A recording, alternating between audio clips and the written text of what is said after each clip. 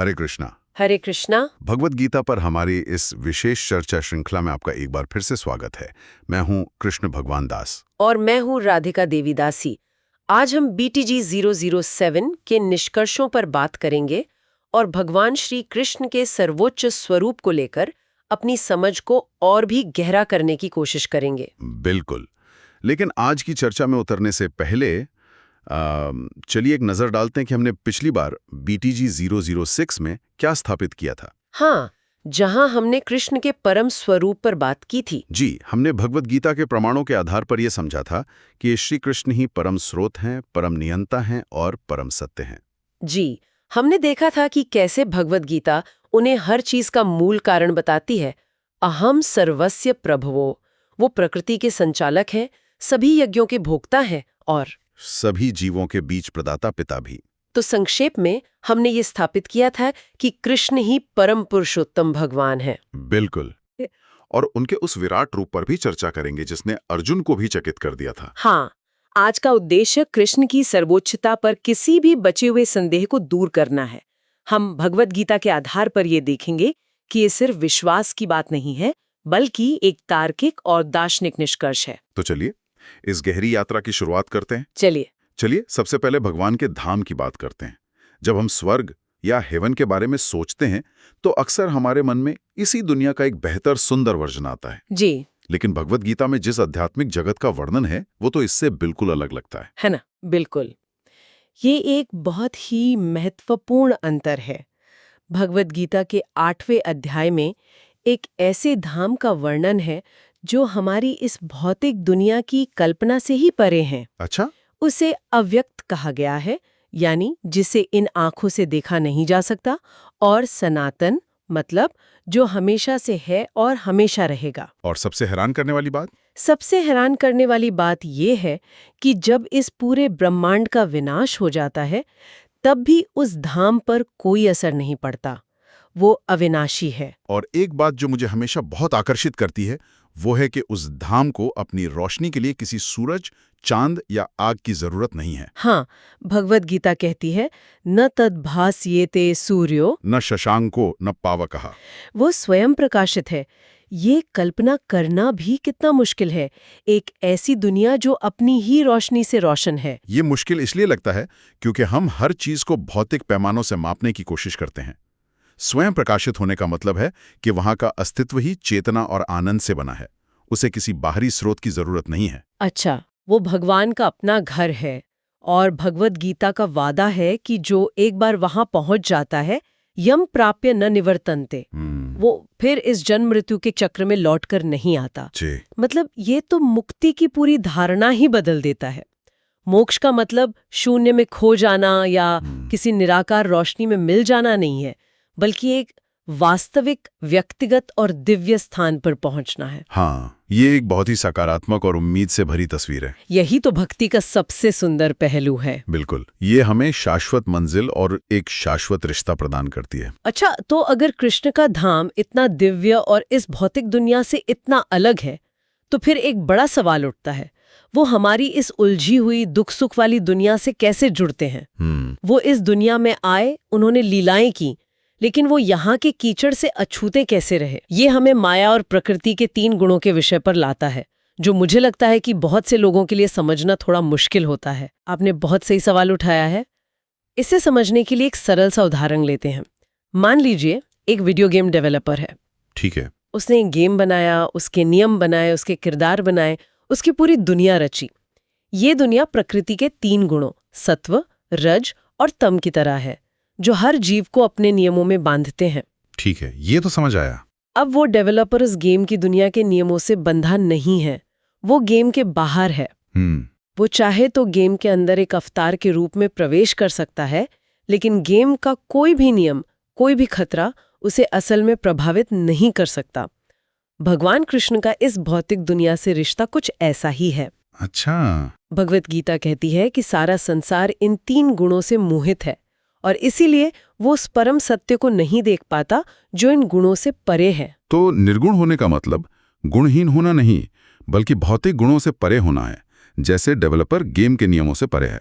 ये बहुत ही स्पष्ट करता है। जी। लेकिन यहाँ एक और सवाल मेरे मन में आता है। अगर भगवान इन गुणों के खेल से हमें मोहित करते हैं, तो उन्होंने ऐसा सिस्टम बनाया ही क्यों जो हमें उनसे दूर ले जाता है? ये सवाल बहुत गहरा है। इसका एक पहलू हमारी स्वतंत्रता से जुड़ा है। ये भौतिक जगत उन जीवों के लिए है जो भगवान से स्वतंत्र होकर भोक्ता बनना चाहते हैं। अच्छा। तो ये गुण एक तरह का प्लेइंग फील्ड प्रदान करते हैं, जहां हम अपनी इच्छाओं को पूरा करने की कोशिश कर सकते हैं।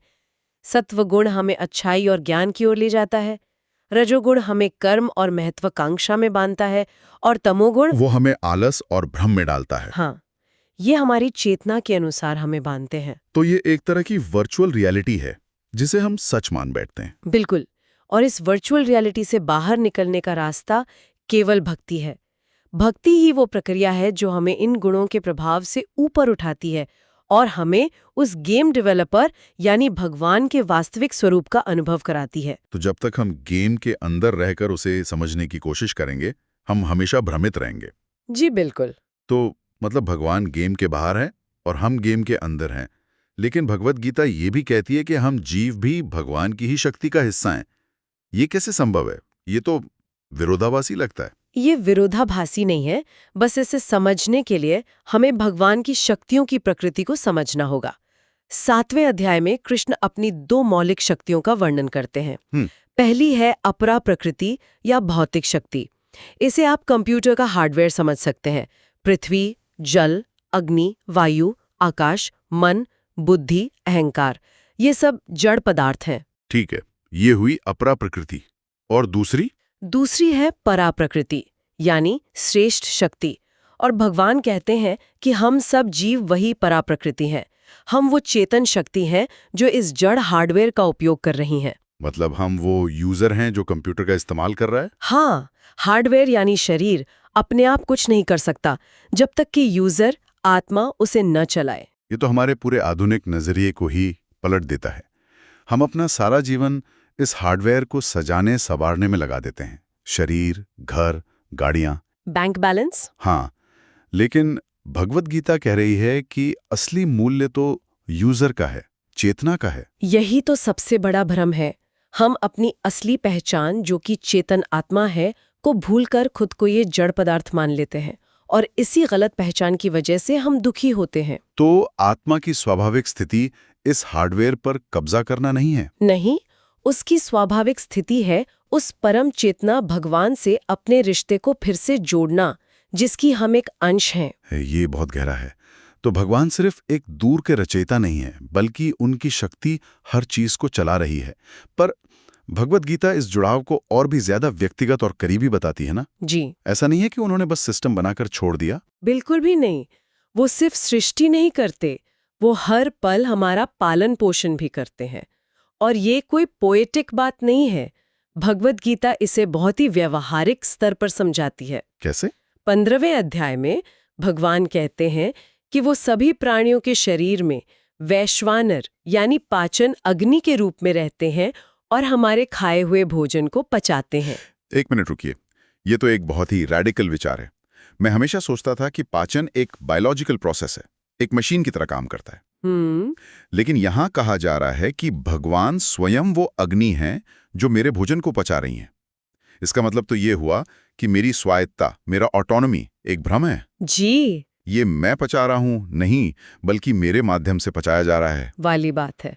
आपने बिल्कुल सही पकड़ा। यही गीता का दृष्टिकोण है। ये हमारे अहंकार को जड़ से चुनौती देता है। हम सोचते हैं कि हम कर्ता हैं, हम काम कर रहे हैं, लेकिन गीता हमें दिखाती है कि हर क्रिया के पीछे एक दिव्य शक्ति काम कर रही है। तो ये हमें कर्तापन के बोझ से मुक्त करती है। हाँ, और एक गहरी कृतज्ञता की स्थिति में ले जाती है। और ये सिर्फ पाचन तक ही सीमित नहीं है ना? नहीं, अगले ही श्लोक में वो कहते हैं, सर्वस्य चाहम हृदि सन्निविष्टो, मैं परमात्मा के रूप में हर किसी के हृदय में बैठा हूं। और मतः स्मृतिर ज्ञानम अपोहनम च, यानी मुझसे ही स्मृति, ज्ञान और विस्मृति आती है।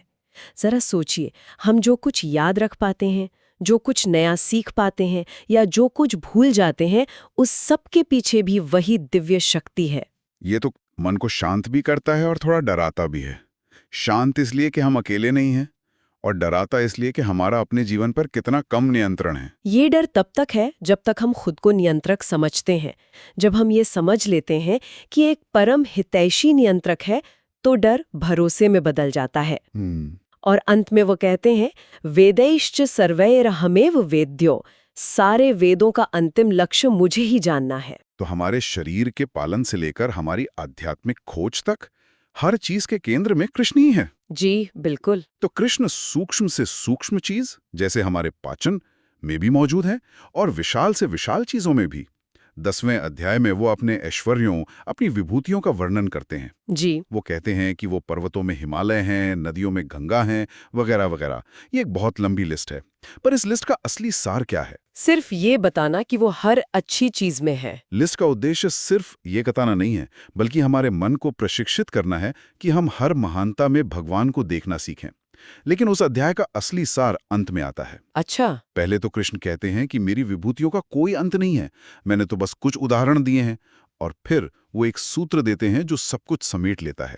वो कहते हैं, यद यद विभूतिमत सत्वम ममते जोशाम संभवम। हाँ, जिसका मतलब है कि दुनिया में जो कुछ भी ऐश्वर्यशाली, सुंदर या शक्तिशाली है, उसे मेरे तेज का एक अंश मात्र समझो। जी। अब इस पर एक पल के लिए रुक कर सोचिए। दुनिया की कोई भी महान चीज, किसी कलाकार की अद्भुत कला, किसी वैज्ञानिक का ब्रिलियंट दिमाग, प्रकृति का लुभावना सौंदर्य, वो सब कृष्ण की अनंत महिमा की एक छोटी सी चिंगारी मात्र है। ये विचार विनम्र तो बनाता है, लेकिन ये एक मुश्किल सवाल भी खड़ा करता है। अगर किसी इंसान की महान उपलब्धि, जैसे किसी ने कोई शानदार संगीत बनाया या कोई बड़ी खोज की, वो बस कृष्ण की एक चिंगारी है, तो क्या ये उस इंसान की मेहनत और प्रतिभा को कम नहीं करता? ये तो इंसान के अपने एजेंसी को खत्म करने जैसा लगता है। ये एक बहुत ही स्वाभाविक प्रश्न है। भगवत गीता इसे कम करने के नजरिए से नहीं देखती, बल्कि सही जगह पर रखने के नजरिए से देखती है। अच्छा। ये ऐसा नहीं है कि व्यक्ति की मेहनत का कोई मूल्य नहीं है, मूल्य है, लेकिन वो प्रतिभा और उस मेहनत को करने की क्षमता आई कहाँ से? एक चित्रकार सुंदर चित्र बनाता है, पर वो आंखें, वो हाथ, वो बुद्धि और वो प्रेरणा, ये सब उसे कहाँ से मिला? ये दृष्टिकोण हमें अहंकारी होने से बचाता है। ये हमारी उपलब्धियों को छीनता नहीं, बल्कि उन्हें एक दिव्य उपहार के रूप में प्रस्तुत करता है, जिससे हमारे अंदर घमंड की जगह कृतज्ञता पैदा होती है। समझ गया। तो ये प्रशंसा को व्यक्ति से हटाकर स्रोत की ओर ले जाता है। ये नजरिए में एक बहुत बड़ा बदलाव है। बिल्कुल। अब तक की पूरी चर्चा बहुत ही दार्शनिक रही है, लेकिन 11वें अध्याय में भगवत गीता अचानक एक कॉस्मिक सिनेमा में बदल जाती है। हाँ। अब तक जो कुछ शब्दों में कहा जा रहा था, कृष्ण उसे अर्जुन को प्रत्यक्ष दिखाते हैं। वो विराट रूप या विश्व रूप, वो क्षण तो अर्जुन की पूरी वास्तविकता को हिलाकर रख देता होगा। निश्चित रूप से। आप उस दृश्य को हमारे लिए चित्रित कर सकती हैं? अर्जुन ने असल में देखा क्या? वो एक ऐसा अनुभव था जिसे शब्दों में बयान करना लगभग असंभव है। अर्जुन ने देखा कि भगवान के एक ही शरीर में पूरा ब्रह्मांड समाया हुआ है। अनगिनत मुंह, अनगिनत आंखें, अनगिनत हाथ। अरे वाह! उन्होंने ब्रह्मा, शिव और सारे देवताओं को, सारे ऋषियों को, हर जीव को उसी एक रूप के अंदर देखा। उन्होंने समय को अपनी आंखों के सामने चलते हुए देखा। भविष्य में होने वाले युद्ध के परिणाम को भी उन्होंने उसी क्षण देख लिया। ये तो दिमाग को सुन कर देने वाला अनुभव होगा। ये सिर्फ एक विशाल रूप देखना नहीं था, ये तो समय और स्थान के सारे नियमों को टूटते हुए देखना था। हाँ, ये अर्जुन के लिए एक टेरर और आश्चर्य का मिला-जुला अनुभव था। वो कांप रहे थे, उनके रोंगटे खड़े हो गए थे। अब तक वो कृष्ण को अपना मित्र, अपना सारथी समझ रहे थे। लेकिन उस एक क्षण में उन्होंने देख लिया कि उनका मित्र ही हर अस्तित्व का सोर्स और अंत है। ये सिर्फ एक दार्शनिक विचार नहीं रहा, ये एक जीती जागती भयानक और सुंदर सच्चाई बन गया। और इस दर्शन का सबसे बड़ा दार्शनिक परिणाम क्या हुआ? सबसे बड़ा परिणाम ये हुआ कि देवताओं की स्थिति एकदम स्पष्ट हो गई। ये साफ हो गया कि ब्रह्मा, शिव या कोई भी अन्य देवता कृष्ण से स्वतंत्र नहीं है, बल्कि उनके विशाल स्वरूप का ही एक हिस्सा है। अच्छा। इसने कृष्ण को परमम वेदितव्यम, जानने योग्य परम सत्य और विश्वस्य परम निधानम, इस ब्रह्मांड के अंतिम आश्रय के रूप में स्थापित कर दिया। ये पूरी चर्चा का एक तरह से विजुअल प्रूफ था। उस विराट रूप को देखने के बाद अर्जुन को एक आखिरी और सबसे जरूरी बात समझनी थी, भगवान के अपने जन्म और कर्मों की प्रकृति। हम आमतौर पर जन्म को कर्म का परिणाम मानते हैं जी, लेकिन भगवद गीता कहती है कि कृष्ण का जन्म दिव्य है। इसका असल में क्या मतलब है? इसका मतलब है कि भगवान का इस दुनिया में आना हमारी तरह कर्म के बंधन का नतीजा नहीं है। हम अपने पिछले कर्मों के हिसाब से एक शरीर पाने के लिए मजबूर होते हैं। भगवान अपनी इच्छा से अपने प्रेम के कारण आते हैं। अच्छा। बंधा नहीं है, लेकिन अगर वो चाहे तो वो खुद को कहानी के अंदर एक किरदार के रूप में लिख सकता है ताकि कहानी को एक विशेष दिशा दे सके। वाह, ये बहुत अच्छा उदाहरण है। तो भगवान कहानी के लेखक हैं जो कहानी का हिस्सा बनने का फैसला करते हैं, लेकिन वो कहानी के नियमों से बंधे नहीं हैं। बिल्कुल। उनके सारे काम, उनकी सारी लीलाएं, चाहे वो माखन चुराना हो या महाभारत के युद्ध में उपदेश देना, वो सब दिव्य होती हैं, भौतिक गुणों से पूरी तरह अछूती। और भगवद गीता के 4 अध्याय का 9वां श्लोक एक अविश्वसनीय वादा करता है। भगवान कहते हैं, जन्म कर्म च मे दिव्यमेव यो वेत्ति तत्वतः। जो मेरे जन्म और कर्म की इस दिव्य प्रकृति को तत्व से समझ लेता है, उसे इस शरीर को छोड़ने के बाद फिर से जन्म नहीं लेना पड़ता। वो मेरे धाम को प्राप्त करता है। जी। तो सिर्फ इस एक सत्य को गहराई से समझ लेना कि उनके कर्म और जन्म हमारी तरह नहीं है, यही अपने आप में मुक्ति का मार्ग है। हाँ। ये किसी जटिल योग या तपस्या के बारे में नहीं है, बल्कि उनकी प्रकृति की एक गहरी सच्ची समझ के बारे में है। यही ज्ञान का सार है जो हमें कर्म के बंधन से मुक्त करता है। हाँ। तो आज की इस पूरी चर्चा को अगर हम समेटें तो सार क्या निकलता है? हमने उनके धाम से शुरू किया, उनकी शक्तियों को समझा, उनके विराट रूप को देखा। सार ये है कि भगवद गीता श्री कृष्ण की सर्वोच्चता को एक बहुस्तरीय तर्क के साथ स्थापित करती है। ये सिर्फ एक दावा नहीं है। ये हमें दिखाती है कि उनका एक शाश्वत, स्वयं प्रकाशित धाम है। वो भौतिक प्रकृति के निर्माता और नियंत्रक हैं, पर खुद उससे अछूते रहते हैं।